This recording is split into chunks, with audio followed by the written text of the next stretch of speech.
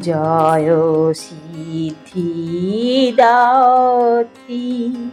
তুমি মহামায়া। নবনিধিদাত্রী, তুমি শিবজয়া।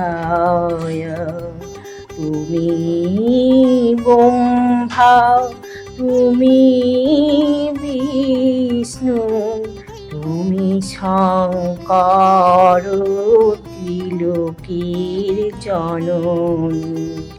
তুমি অনুপম সুন্দর। জয় সিদ্ধিদাত্রী, তুমি মহামায়া। নবনিধিদাত্রী, তুমি শিবজয়া। দাস স্যাগ্রিড পাথের পক্ষ থেকে আমি শ্রীমতী কণিকা দাস আমার সকল দর্শক বন্ধুদের জানাই আজ নবরাত্রির নবম দিন অর্থাৎ মহানবমীর আন্তরিক প্রীতি, শুভেচ্ছা ও অভিনন্দন। দেবীর নবম ও শেষ রূপটি হচ্ছে সিদ্ধিদাত্রী। দেবী সিদ্ধিদাত্রী হলেন শক্তি ও সিদ্ধির প্রতীক। দেবী সিংহবাহিনী, তবে তিনি পদ্মের ওপর আশ্রিনা। দেবীর 4 হাতে শঙ্খ, চক্র, গদা, পদ্ম রয়েছে বলে মাকে এই রূপকে সাক্ষাৎ নারায়ণী বলে মনে হয়। এই সিদ্ধিদাত্রী অপরূপ লাবণ্যময়ী, চতুর্ভুজা, ত্রিনয়নী, একদম ভোরের সূর্যের মতো রঞ্জিতা, যোগমায়া, মাহেশ্বরী। এই দেবী সকল কাজে সিদ্ধি প্রদান করেন। স্বয়ং মহাদেব এই পার্বতীকে সিদ্ধিদাত্রী রূপে পূজা করেছিলেন, আর সেই পূজার কারণেই স্বয়ং মহাদেব সমস্ত কাজে সিদ্ধি লাভ করেন। অর্ধনারীশ্বর রূপে পরমেশ্বর শিবের বাম অঙ্গে দেবী সিদ্ধিদাত্রীকে অবস্থান করেন। দেবী পার্বতী অষ্টসিদ্ধির অধিষ্ঠাত্রী দেবী। দেবী পার্বতী অনিমা, মহিমা, গরিমা, লঘিমা, প্রাপ্তি, প্রকাশ্য, ঈশিত ও বর্ষিত এই 8 প্রকার সিদ্ধি প্রদান করেন বলে মায়ের আর এক নাম সিদ্ধিদাত্রী। এই মায়ের আরাধনা করলে বা মায়ের মন্ত্র জপ করলে সমস্ত সংসারে সাফল্যতা আসবে, সুখ সমৃদ্ধি বৃদ্ধি পাবে। তিনি মা ভক্তদের জীবনে সব বাধা থেকে মুক্ত করবেন। মায়ের আধ্যাত্মিক উন্নতির সাধন হবে। এই মায়ের অবস্থান সহস্রা চক্রে, তাই মাকে আমরা সহস্রা চক্রে বসিয়ে মায়ের মন্ত্র জপ করব। প্রথমে আমরা মাকে আমাদের সহস্রা চক্রে বসিয়ে মাকে আহ্বান করব।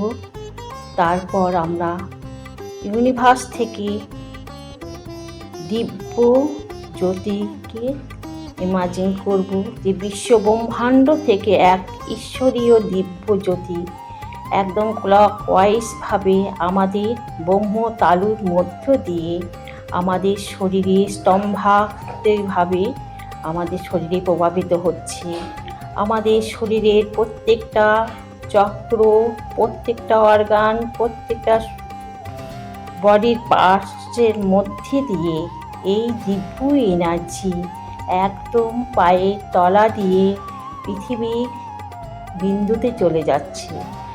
আর ঈশ্বরীয় দিব্য এনার্জি, ব্রহ্মাণ্ড থেকে আসা পৃথিবী মায়ের দিব্য এনার্জি মিলেমিশে এক ডায়মন্ড এনার্জিতে পরিণত হয়ে এই দিব্য এনার্জি এখন ধীরে ধীরে আমাদের পায়ের তলা হয়ে, রুটচক্র হয়ে, সমস্ত চক্র ভেদ করে স্পাইনের মধ্য দিয়ে ধীরে ধীরে আমাদের সহস্রা চক্রে এসে উপস্থিত। আমরা এই দিব্য জ্যোতিকে আমরা খুব সুন্দরভাবে ইমাজিন করব আর মায়ের এই অপরূপকে দর্শন করব চোখ বন্ধ করে, আর মায়ের বীজ মন্ত্র জপ করব। যত আমরা মায়ের এই মন্ত্র জপ করব, মায়ের ততই দিব্য এনার্জির ভাইব্রেশন আমাদের শরীরে প্রভাবিত হবে। তাই আমরা এখন সবাই মিলে এই মন্ত্র জপ করব। ওম আইম হ্রিম ক্লিম সিদ্ধিদাত্রী নমঃ। ওম আইম হ্রিম ক্লিম সিদ্ধিদাত্রী নমঃ। ওম আইম হ্রিম ক্লিম সিদ্ধিদাত্রী নমঃ। ওম আইম হ্রিম ক্লিম সিদ্ধিদাত্রী নমঃ। ওম আইম হ্রিম ক্লিম সিদ্ধিদাত্রী নমঃ।